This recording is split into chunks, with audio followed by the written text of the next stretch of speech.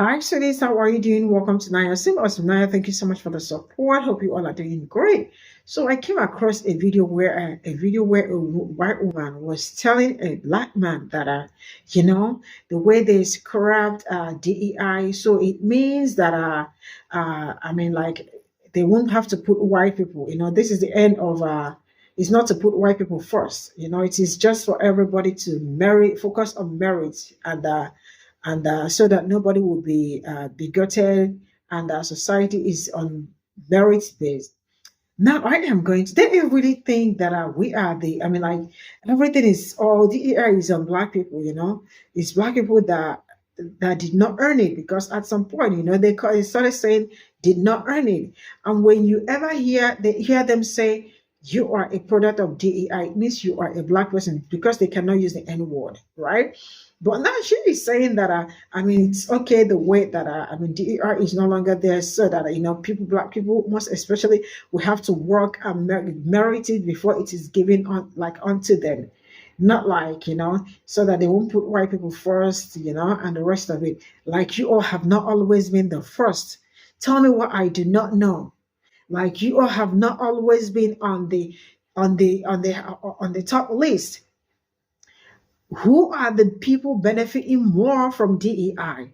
Affirmative action, that was also what you people thought. Not until they blocked it and you all found out that it is you people that benefit more from it. DEI, you people too. So why are you people always running around? Let's get into this. Hey, bestie. When I hear these conversations about diversity, equity, and inclusion, the first thing that I think is how ironic it is that they prove to me that there's privilege in the world. The reason for that is that there are so many people that know almost zero about what diversity, equity, and inclusion actually is, but they have such profoundly certain opinions about what it actually is. So I want to talk about one, what so-called DEI is, and number two, how I can prove that merit isn't really the goal when you're talking about getting rid of it. So first of all, what it actually is. DEI, as you guys are calling it, which is diversity, equity, and inclusion, is an insurance policy for organizations, schools, and companies to be able to prove that they are making affirmative attempts to make sure that they are discrimination-free in their workplaces. There are anti-discrimination laws and civil rights laws on the books, and there are ADA laws on the books for people with disabilities. And to prove that you are not breaking those laws, you install programs and policies and processes that prove that you are being fair as you possibly can. I'll give you an example of what that looks like. It used to be that if you had a job to offer, you would put up a posting for 24 hours and then you would shut the posting down and you would give that job to a friend, a cousin, a neighbor, someone that you know, and you would just say, well, listen, not many diverse people applied for this. And, then people would start getting sued and they would start investigating and they would start figuring out as a strategy to make sure that you didn't have to hire black people and other groups of people. You would do things like that on purpose to make sure that you got the smallest pool possible. You would not advertise it in any place where people of color were going to see it, and you would just make sure that you had all these soft processes to make sure you got the exact type of workers that you wanted. Thus came DEI. People start getting sued for discrimination because when you dig in, you find out that they were doing that on purpose, those type of things on purpose. And to get away from that, they start training their employees. They start training their employees on fair hiring and the EEOC and the rules of anti-discrimination. They start training their employees on that. They start changing their processes to things like, well, maybe we should leave the job open for longer so that we can get a bigger pool of people applying, so that we can at least prove that we made a real attempt to have a pool of people that was diverse, so that we could pick from that pool. And by doing that, that is really a better way of making sure that you're getting at merit and more people, because keeping a closed pool just for the same kind of traditional type of people you were trying to hire actually was not a way at getting at the best. It was a way at getting at the most like you, the person that's most like you. And we know what networks are like. Networks look like themselves. So when you have a hiring network, imagine that happening over many years across many companies. It's the reason why at a certain point when you look at the old photos of companies, you see no people of color, because there was no such thing as merit. Merit wasn't a thing in the United States, ever. It never was. Because you excluded entire groups of people because of their race and their color, which meant it couldn't possibly be about merit because you were leaving out a whole bunch of talented people that could have been the best people for those jobs. But you are artificially cutting them out of college and university, cutting them out of jobs like IBM and very lucrative jobs and job opportunities. In some periods of time, black doctors couldn't get a doctor job, which is why they had to be black doctors in segregated communities. So see, we can never go back to a time of merit because there was never such thing. There was never merit in the United States. And I know you guys like to tell yourself this illusion about being self-made and about having worked so hard and all that type of stuff. But if you're not smart enough in any of this education that you got for years and years and years to know that that the way that this world was constructed, it was constructed for you to have a leg up and to be advantaged. But anyways, let me prove more about my point about it not being about getting back to merit. And this is how I will attempt to prove it. If you think about Donald Trump's cabinet right now, it is exactly what the world looks like if you have no diversity, equity, and inclusion in any of your systems of hiring or appointments. Because when you look at Matt Gaetz, there is no intelligent person that can tell you that Matt Gaetz was the best qualified person to be the Attorney General of the United States. That if you put the job out far and wide and you cast a wide net, that out of 340 million people in the United States, many of whom have law degrees and distinguished careers, that somehow Matt Gaetz, with all of his investigations into wrongdoing, his only 2 years of practicing the law, and his very kind of controversial standing within Congress, you would have to say to yourself, this is probably not the best person, right? This is not really about merit. This is about who you know, what you look like. You're talking about a guy who got his seat and his place in politics because his daddy was wealthy and was already a person within politics. And he bought his Nepo baby a little job here in government. And his Nepo baby has crapped over it the whole time, has a terrible record. So how would he be the best qualified person for the role of Attorney General in the United States? Now, I know you're going to say, well, he didn't eventually get it, so let's move on. Okay, well, let's move on because the entire cabinet looks the way that I'm about to say. There's no world in which Billy Long, who has been tapped to run the IRS, should have anything to do with a job like that. He has no college degree. He has no background in finance. He doesn't know anything about taxes. He has no qualifications for the job. And yet he's leading an agency with something like 80,000 employees, I think, and that has billions of dollars in budget. You're giving the job of running an agency that has that many people with that big a budget to a guy who has no college degree, no background in the thing that the IRS is known for, which is numbers, math, like stuff that really requires you to be disciplined. Could you be a CPA maybe or something like that? There's no world in which out of 340 million people, Billy Long was the best person to run the IRS. Billy Long was a person that had a connection to the hiring person, the boss, the Donald Trump, the person with a background in making really kind of racist comments and statements and having been sued by the American government before for discrimination. So see, if you want to see what the world looks like when people like Donald Trump say we're getting rid of DEI, which is diversity, equity, inclusion, and you want to know what the world looks like when someone like Pete Hegseth says that same thing, what you need to look at is that Pete Hegseth beat out a person that had a much better resume than he did and more qualifications for the job. And what's the difference between that former guy? That former guy was a black guy who worked his way up through the trenches and got to that job through a lot of hard work and merit given up to a Fox News host because the boss is not under any illusion that diversity, equity, and inclusion is necessary or good for the world, and wants to take us back to the time that discrimination was actually the rule of it was the law of the land. It was the rule by which they abide. I'll give you one last one. Linda McMahon, Secretary of Education Linda McMahon, a woman who had to step down from a role on a school board because she lied about her education and was found out from it. What is her claim to fame then? What is her merit? Is she an educator? No. Is she a person with a background in education? No. Does she run a school? Does she own anything that would give her direct connection to kids in the learning process? No. She's rich, and she knows the president. She knows the guy in charge.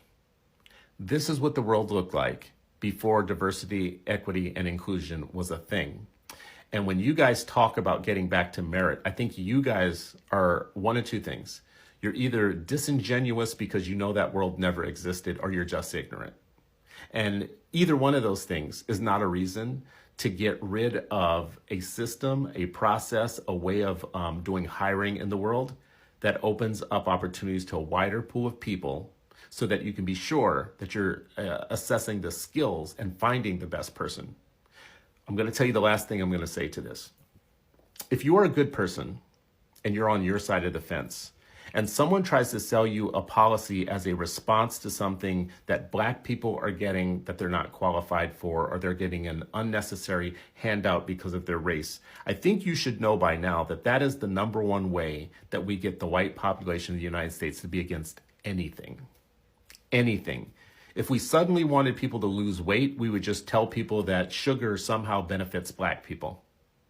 And if we can tell people that sugar benefits Black people at the risk of white people, we would actually have no diabetes in the United States ever again, because you guys would vote against sugar and we would get rid of sugar.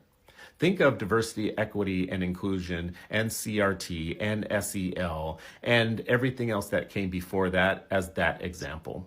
You've been told that all of these things are bad because somehow it benefits Black people and it disadvantages you as a white person, as if anything in America could really disincentivize the people who own all of Congress, all of the presidencies, and companies. Make it make sense. With all these efforts to get rid of Central and South Americans and now Haitians, there's one group of foreigners the president has, out of the blue, decided to invite to move here: white South Africans, in particular Afrikaners. He actually signed an executive order promoting, quote, the resettlement of Afrikaner refugees escaping government-sponsored race-based discrimination, including racially discriminatory property confiscation. Well, he's getting closer to the mark, fam. He's getting closer to the fucking mark. Because I tell you one goddamn thing, what we not going to tolerate is an influx of apartheid-loving Afrikaners in this bitch. Fuck no. Absolutely not. And this administration thinks that our black ass is the only game we know how to play is checkers. And we on some chess type shit. So let me tell you what we gonna do. Everything that Donald Trump wants to do requires legislative support and change in one way or another.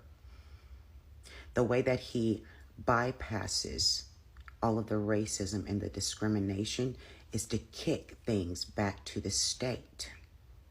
Your state elections and your local elections are more important now than they ever have been, and they've always been fucking important.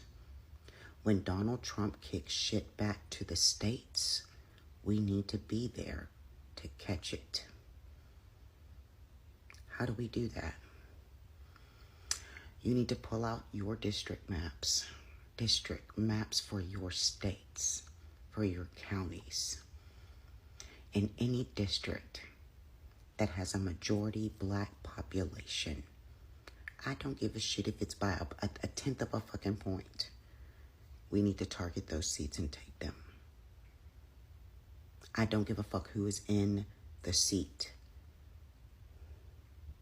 If it's a European American, target the fucking seat. Democrat or Republican, it does not matter. We need those seats. And we need those seats filled with us. Not no ashy black shit. No blackish shit at all. Black. And we're going to whisper some shit in these brown folks' ear. And we're going to work on us.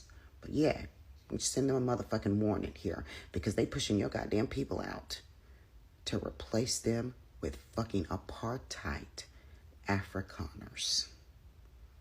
And they can do the same motherfucking thing. We're going to write our plays. I don't mind sharing. Because it benefits my black ass and my community. We need those fucking seats. If you have a district, any district, that is majority black or brown, and there's a European American in that seat, it does not matter if they are Democrat or Republican, target the fucking seat. Put your Democratic parties on your local parties, put them on fucking notice right now. If it ain't black, we're not supporting it, and you can't win without us, so you better run black. Take those fucking seats. This is all I got from this video. And the fact that a majority of these white women do not even understand the meaning of DEI, or they do not even know how it works, because each time we talk about DEI, they think it is a black thing. That is just how ignorant some people are. Unfortunately, I am sorry to say this, but that is true, right? When we talk about Medicare and other things, it's black thing. Affirmative action, it is a black thing, you know? Everything is just, oh, no. So she actually, I mean, like, you know, came out to tell this man that the end of DEI is not to put whites first. It is to focus on married, you know? A truly open, non-bigoted society is merited based. This woman does not know that they are the ones, they are the pioneers, they are the benefactors of DEI. How are we supposed to tell them that it's not as much as we and every other race enjoy it, but we do not enjoy it? Black people do not enjoy it or benefit as much as they do. So she is trying to dismiss the fact that DEI is important. So for her, there is no, you see the problem here. This is the problem that black people keep facing, because the more black people try to gather things, the more they look for a way to scatter it. Like, go and look for a way to find. I just do not understand it, but this is just how it's been. See, I cannot know everything, right? But the best I do is look for a way to learn, because I already told you people how far and how well I've been able to learn from black people so far. I am not going to hide that, right? It will not also take this person anything to go out and learn about DEI before opening her mouth to talk about it. So she is telling us that we deserve, black people or any other person, black people in fact deserve to earn whatever they are supposed to. Like, we do not earn it. Do they also earn it? Of course, no. But they sit down there and judge because they think it is a black thing. And I don't know who made them believe that. You know, that is the problem. I keep, like, you know, is the way this man said, I love the the uneducated. I thought that man was joking. That man wasn't joking. He meant what he said, because 98% of them, I don't know if they are, but they are politically not smart, or they are unintelligent. Because tell me how these people woke up with a $8,000 stimulus check and they started running with it. Like, they were really so excited that they are going to get it. Something that hasn't been passed on it, like nothing. Oh, it is tiring, you know? It is. So now I know we are talking about DEI, but this particular president of yours, all right, already is trying to give the Afrikaners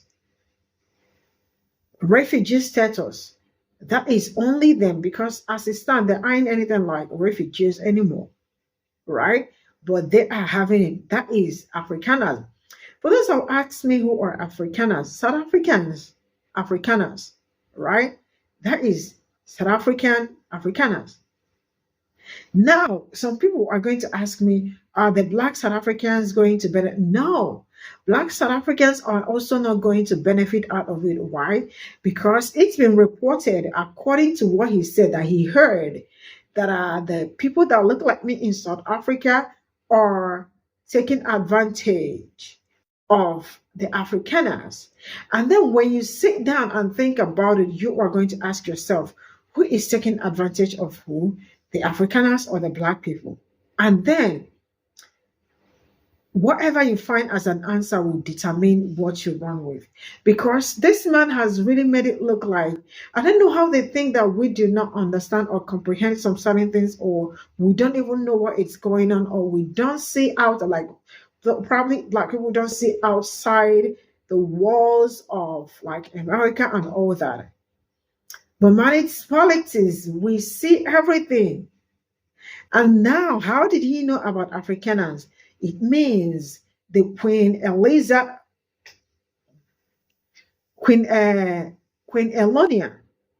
right? Already, because you all can see that she is really acting like she is the real queen. Queen Elonia already told him, briefed him on the things to do and things not to do. And being who he is, already got that approved. Man, I really don't know what to say, but it is what it is so far. Now we all have to buckle up because it is getting harder. Every day you wake up, breaking news, breaking news, breaking. Oh, I will see you all in my next video. Bye for now.